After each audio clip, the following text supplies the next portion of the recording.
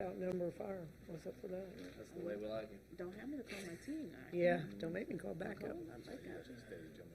All right. All right, you guys all ready?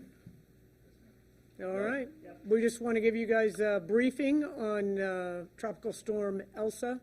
We just had our call staff meeting, hurricane preparedness, storm preparedness meeting, and also working with the county, working with TICO, working with Heartline, the state.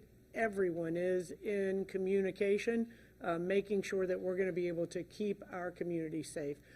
As it looks right now, this is going to remain a tropical storm.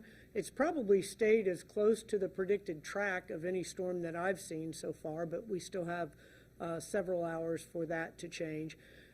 Right now, what we're looking at is the storm surge, which is predicted to be 3 to 5 feet, and then winds as well. Winds can always be an issue, but it doesn't at this time look as if it will go to hurricane strength. So that's good news for the Tampa Bay region, but we are prepared. A couple of things that we would like to ask the community to do.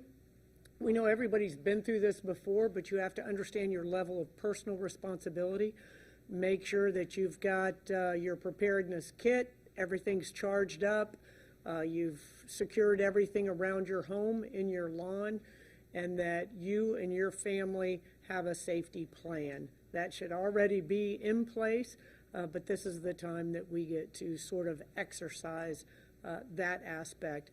A couple other things that we're going to ask is that everyone text Tampa Ready or Tampa Lista for Spanish alerts to 888-777, and you'll be able to receive real-time information about the storm's progress and what's going on in the city of Tampa. You can also go on tampagov.net and sign up for Alert Tampa, and you'll receive emails and phone calls and text messages via that line of communication.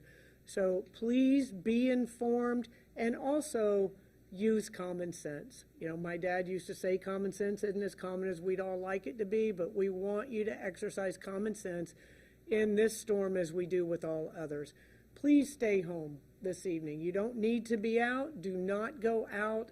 We're going to have a lot of rain, a lot of wind. Do not drive into water that you cannot see through. So that means don't drive into water, period. You don't know what's under that water, and we want everybody to remain safe. Same thing with the high winds. We're going to have some branches down, and we know what that means. That means some power outages. We work with TICO and our teams to get those limbs cut and the electricity turned off in those locations as quickly as possible, and then resume the electric services as quickly as TICO can get it back up. So we've all been through this before. We are hoping, as we've liked to describe this, as a wet, dry run, but as an exercise for the storm season that has been predicted to be very active this summer. So we have the emergency manager, Chief Barbara Tripp, who heads Tampa Fire Rescue. We have Chief Brian Dugan with the police department. We have the rest of our team here as well that are going to be here all night long, making sure that our community is safe. So any questions, specific questions you guys have, we'd be more than happy to answer them. We have several people coming from California and New York moving here to Tampa. Mm-hmm. Yesterday, I interviewed a guy that he said he rather a hurricane or a tropical storm than a snowstorm. So they don't know what they're talking about. What would be your message? Well, nobody wants to go through a weather emergency. My message would be that everyone should respect Mother Nature and take the precautions that you are being given by those individuals that have been through it before. And that means your emergency managers, all the first responders.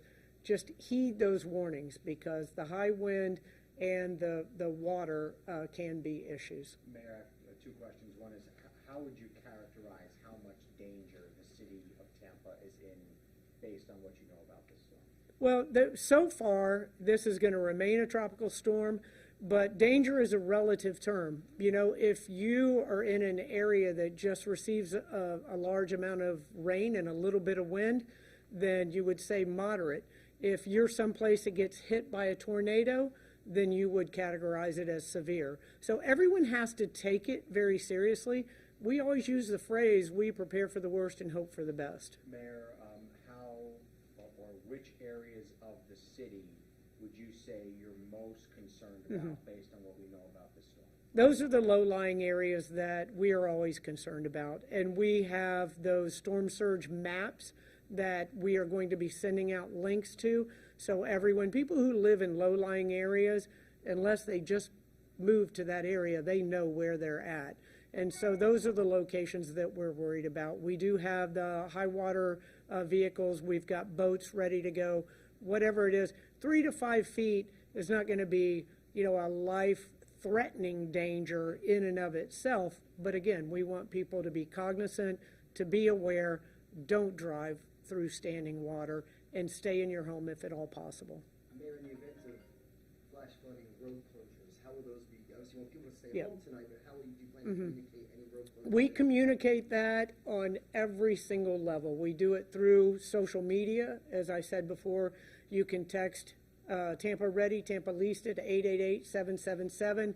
Whatever your favorite flavor of social media is, we'll have it on there as well. Facebook, Instagram, all of that information we'll have there. Then on our website as well, we'll have constant information on road closures. I know the police department puts those out. They monitor all those through their communication, and they share that with the media as well.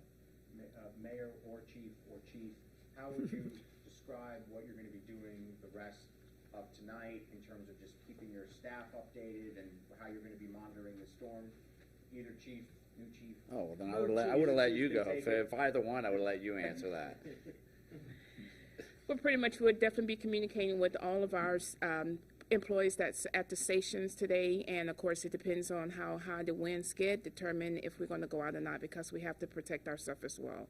But overall, we will be communicating, getting the message out to the individuals for any kind of hazards that we may see in the EOC and relay it to our units so they can respond appropriately. And will city staff be in one place, the senior city staff be together watching here? Yes, sir. All night? Yes, sir. All night, we will be here all night making sure this goes smoothly. Questions for Mayor Castor? I spoke to a few local residents today. They were saying how sort of lucky Tampa has been in recent years as far as those big storms. Does it make it tougher to get the message through to get people to comply with what you're asking when they haven't had anything big like New Orleans or other cities? Yeah, it's actually been 100 years, so that's quite a few years out of at least all of our memories, no doubt about that. But yes, it is. These types of things.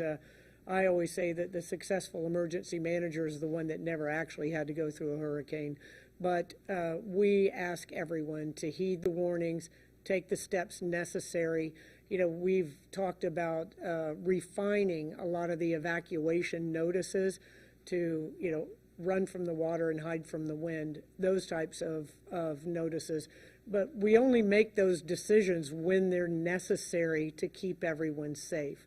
And so we would ask that everyone heed the warnings. Is tomorrow night's Lightning game in jeopardy of not being played? Oh, no.